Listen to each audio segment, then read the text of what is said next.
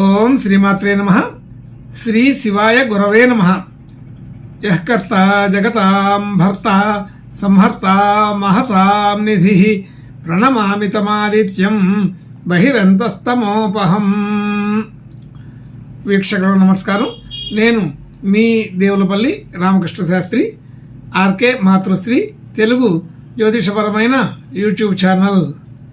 అలాగే వీక్షకులకు విజ్ఞప్తి, నా ఈ వీడియోలని చూసిన వారు, నచ్చిన వారు లైక్ చేయండి, షేర్ చేయండి, సబ్స్క్రైబ్ చేసుకోండి. ఇప్పుడు జూన్ నెల 2వ తేదీ నుండి జూన్ నెల 8వ తేదీ వరకు గల గ్రహ స్థితిగతులని ఒకసారి పరిశీలన చేద్దాం.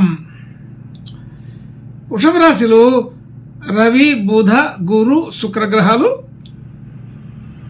కన్యా రాశిలో కేతుగ్రహం, కుంభరాశిలో శనిగ్రహం, మీనరాశిలో చంద్ర, రాహుగ్రహాలు, మేషరాశిలో కుజగ్రహం సంచరిస్తున్నాయి.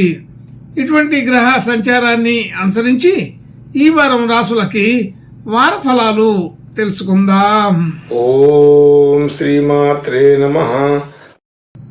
ఇప్పుడు మిథున రాశి వారి గురించి తెలుసుకుందాం. మిథున రాశి వారికి రాశి నుంచి 4వ స్థానంలో కేతుగ్రహం, అలాగే 9వ స్థానంలో శనిగ్రహం, 10వ స్థానంలో చంద్ర, రాహుగ్రహాలు, 11వ స్థానంలో కుజగ్రహం, 12వ స్థానంలో రవి, బుధ, గురు, శుక్రగ్రహాలు సంచరిస్తున్నాయి. ఇటువంటి గ్రహ సంచారాన్ని బట్టి ఈ మిథున రాశి వారికి ఈ వారం కూడా మిశ్రమ ఫలితాలే కనబడుతున్నాయి. మిశ్రమ ఫలితాలు అంటే ముఖ్యంగా రాశ్యాధిపతితో సహా మిగిలిన ప్రధాన గ్రహాలు రవి, శుక్ర, గురు, బుధ గ్రహాలు వ్యయంలోనే ఉండడం అనేది తెలిసిన విషయమే. కాబట్టి వ్యయంలో అన్ని గ్రహాలు ఉండడం వలన, అందులో రాశ్యాధిపతి కూడా కలిసి ఉండడం వలన ఆలోచన తీరు పరిపరి విధాలుగా ఉంటుంది. అంటే ఒక స్టాండర్డ్ అయిన నిర్ణయం వచ్చే లోపల మరొక నిర్ణయం మారుతుంటుంది.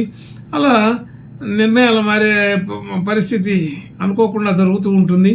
దానికి తోడు ఈ వారంలోనే చంద్రుడు మీనరాశి నుంచి 10వ స్థానంలోనూ, 11వ స్థానంలోనూ, 12వ స్థానంలోనూ ఉండడం జరుగుతుంది.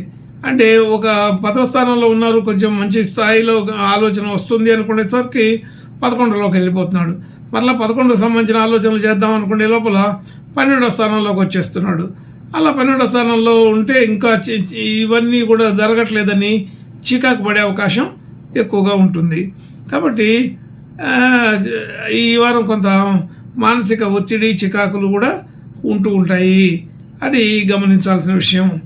అలాగే మనం సరైన నిర్ణయాలు తీసుకోలేము, తీసుకున్నా కానీ అమలు చేసేదానికి అనుకూలత లేదు.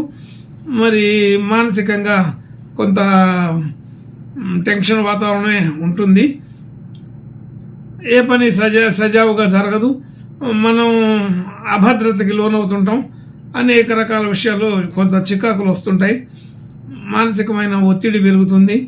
ఆర్థికపరమైన విషయాల్లో కొంత అనుకూలత ఉంటుంది. అయితే ఒక్కొక్క రోజు ఒక్కొక్క రకంగా ఉంటుంది. ధనయోగాదులు వచ్చిపోతున్నట్లుగా, అంటే ఒకరోజు ఎక్కువగా ఉంటుంది, ఒకరోజు తక్కువగా ఉంటుంది, ఒకరోజు అసలే ఉండదు. ఇట్లాంటి పరిస్థితి ధనయోగాదుల్లో కూడా మరి కనబడుతుంది. కుటుంబ సభ్యులు, బంధుమిత్రులందరితో కూడా అంత అనుకూలత ఉంది. కానీ అందులోనే మధ్యలో వాదోపవాదాలు, పేచీలు కూడా వచ్చే అవకాశం ఉంటుంది. కొంచెం జాగ్రత్తగా ఉండాలి. అనవసరమైన విషయాల్లో, అన్నదమ్ముల విషయాల్లో కానీ, అక్క చెల్లెల విషయాల్లో కానీ మరి అనవసరమైన మాట పట్టింపులు వస్తుంటాయి. కొంచెం జాగ్రత్తగా ఉండమని అర్థం. అలాంటివి రాకుండా చూసుకుంటే ఇంకా మంచిది. అలాగే గృహ, వాహన యోగాదులన్నీ కూడా సాధారణంగా ఉంటాయి. అయితే అనుకూల వాతావరణం ఉన్నప్పటికీ గృహ నిర్మాణం కానీ, గృహ క్రయ విక్రయాదులు కానీ, వాహనాలకు కానీ అనుకూలమైన వాతావరణం ఉన్నా చేయలేని పరిస్థితి. అయితే అన్ని రకాల విషయాలు కూలంకషంగా చర్చించుకొని, చూసుకొని మరి ధన సంబంధించిన విషయాలు కూడా చర్చించుకునేసరికి సమయం కాస్త గడిచిపోతుంది. అనుకున్న పని అనుకున్నట్టుగా చేయడానికి గట్టి ప్రయత్నం అయితే చేయలేము. కాబట్టి ఈ వారం అంత అనుకూలం కాదని అనిపిస్తుంది. అయితే గట్టిగా కృషి చేసేవాళ్ళు ముందుగానే కొంత ధనం అంతా కూడా రెడీ చేసుకున్న వాళ్ళకి అటువంటి ఇబ్బంది కూడా రాదు. అది కొంతవరకు ఉపయోగమే. ధైర్యంగా తీసుకునే వాళ్ళకి అనుకున్నట్టుగా అన్ని ఏర్పాట్లు చేసుకునే వాళ్ళకైతే ఇబ్బంది అయితే లేదు. అలాగే విద్యా సంబంధించిన విషయాల్లో ఈ వారం అంత అనుకూలత లేదు. కాలక్షేపం ఎక్కువ జరుగుతుంది.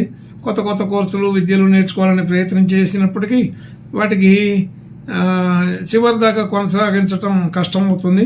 కాబట్టి ఈ వారం కొత్తగా ప్రయత్నం చేసేవాళ్ళు అసలు చేయకుండా ఉండడం మంచిది. నిదానంగా చేసుకోవాలి. సరైన సమయం అయితే కాదు. ఆటంకాలు వస్తుంటాయని తెలుస్తుంది. అలాగే ఆర్థికమైన రుణ భారాలు ఇబ్బందులు ఉన్నప్పటికీ కూడా అవన్నీ కూడా క్రమక్రమంగా వచ్చినట్టే వచ్చి తొలగిపోతుంటాయి. కానీ ఒత్తిడి ఎక్కువగా ఉండి టెన్షన్ పడిన తర్వాత ఆ పని పూర్తవుతుంది.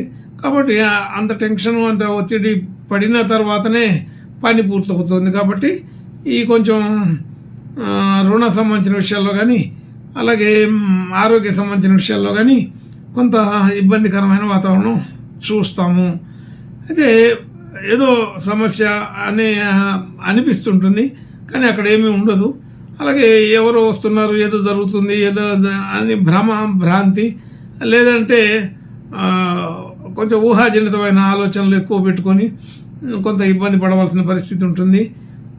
ఒక క్షణంలో ఆనందం, ఒక క్షణంలో దుఃఖంలాగా ఉంటుంది పరిస్థితి. కాబట్టి జాగ్రత్తగా ఉండాలి. అవన్నీ ఆలోచన చేసుకొని కొంత అనుకూలమైన వాతావరణంకి ప్రయత్నం చేస్తే బాగుంటుంది. వాతావరణం అయితే అంత అనుకూలంగా ఉండదు ఈ వారం. కొంచెం జాగ్రత్తగానే ఉండాలి. అలాగే మిత్రులు శత్రువులు అందరు కూడా మిత్రులు శత్రువులు అవుతారు, శత్రువులు మిత్రులు అవుతారు అన్నట్టుగా ఉంటుంది. అంటే ఎవరితో పలకరించినా కానీ మనకు ఏదో ఒక రకమైన పేచి, భిన్నాభిప్రాయాలు కలగడం, దాని మీద ఆర్గ్యుమెంట్స్, వివాదాలు ఇవన్నీ కూడా జరుగుతుంటాయి. అనవసరమైన విషయాల్లో కలుగజేసుకోకుండా ఉంటే మంచిది. అలాగే భార్యాభర్తల మధ్య కూడా సరైన స్థితిగతులు కావు. కానీ అక్కడ సప్తమాధిపతి, రాశ్యాధిపతి కూడా ఇక్కడ వ్యయంలోనే ఉన్నారు. అలాగే శుక్రుడు, రవి అందరూ వ్యయంలోనే ఉన్నారు. కాబట్టి అభిప్రాయ భేదాలు వచ్చే అవకాశం ఉంటుంది. అది కొంత ఇబ్బందికరమైన వాతావరణాన్ని సృష్టిస్తుంటుంది. రకరకాల విషయాల్లో భేదాభిప్రాయాలు, భిన్నాభిప్రాయాలు ఉంటూ ఉంటాయి.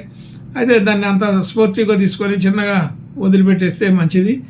దాన్ని పంతానికి పట్టింపులకి పోతే కొన్ని ఇబ్బందులు వచ్చే అవకాశం కూడా ఉంటుంది. అంటే చిలికి చిలికి గాలివానలాగా జరగకుండా చూసుకోమని అర్థం. అలాగే మనం ఏదైనా కొత్తగా ప్రయత్నం చేసి కొనటానికి లేకపోతే డిపాజిట్ చేసుకోవడం, దాచుకోవడం ఇలాంటి పరిస్థితులు ఈ వారంలో అంతా లేవు.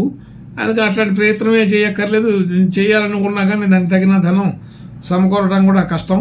కాబట్టి ఈ వారంలో కొత్త ప్రయత్నాలకి అనుకూలత తక్కువగా ఉందని తెలుస్తుంది. అలాగే భాగ్యస్థితి కూడా సాధారణం కంటే కొంత ఎక్కువగా ఉన్నప్పటికీ భాగ్యానికి సరిపడే అంత లక్షణాలు లేవు. గ్రహస్థితి అంతా కూడా ఒత్తిడిగా ఉండటం వలన ఇక్కడ ఆర్థికపరమైన విషయాల్లో అలాగే మన ఆభరణాలు మొదలైన విషయాల్లో కూడా కొనుగోలు చేయాలని వెళ్ళినా కానీ ఆ పని కాదు, చేయడానికి అంత కష్టంగా ఉంటుంది. అది ఆర్థికపరమైన ఇబ్బంది కానీ లేదంటే ఆ సమయానికి అనుకూలత లేకపోవడం కానీ జరుగుతూ ఉంటాయి. కాబట్టి ఏ పని కొత్తగా పెట్టుకోవద్దు. అసలు ఈ వారం ఎటువంటి కొత్త పనులు పెట్టుకోకుండా సాధారణంగా గడుపుకుంటేనే బాగుంటుంది. అయితే ఏది ముట్టుకున్నా కానీ కొంచెం ఇబ్బందికరమైన వాతావరణంలోకి వెళుతుంది. ఉద్యోగ స్థాయి, వ్యాపార స్థాయి, వృత్తిపరమైన విషయాల్లో కూడా ఇలాంటి సందర్భాలు ఉంటుంటాయి. ఇవన్నీ అనవసరమైన విషయాల్లోనే కలగజేసుకోవడం వలన లేదంటే మనల్ని రెచ్చగొట్టి అనవసర విషయాల్లో మాట్లాడే విధంగా చేసేవాళ్ళు కూడా ఉంటారు. కాబట్టి అది వారి వల్ల అయితేమి మన వల్ల అయితేమి పొరపాట్లు జరుగుతాయి. ఒక పొరపాటు మాట అన్న తర్వాత దాన్ని వెనక్కి తీసుకోలేని పరిస్థితి వచ్చి దాని మీద నిలబడి కొంత ఇబ్బందికరమైన వాతావరణానికి లోను కావాల్సిన పరిస్థితి ఉంటుంది. కాబట్టి ఇలాంటి విషయాలన్నీ కూడా జాగ్రత్తగా ఆలోచన చేయండి. మన మాట నిజమే, మనం ఒక నిజమైన మాటే చెప్పుండొచ్చు, నిజం వైపే నిలబడి ఉండొచ్చు.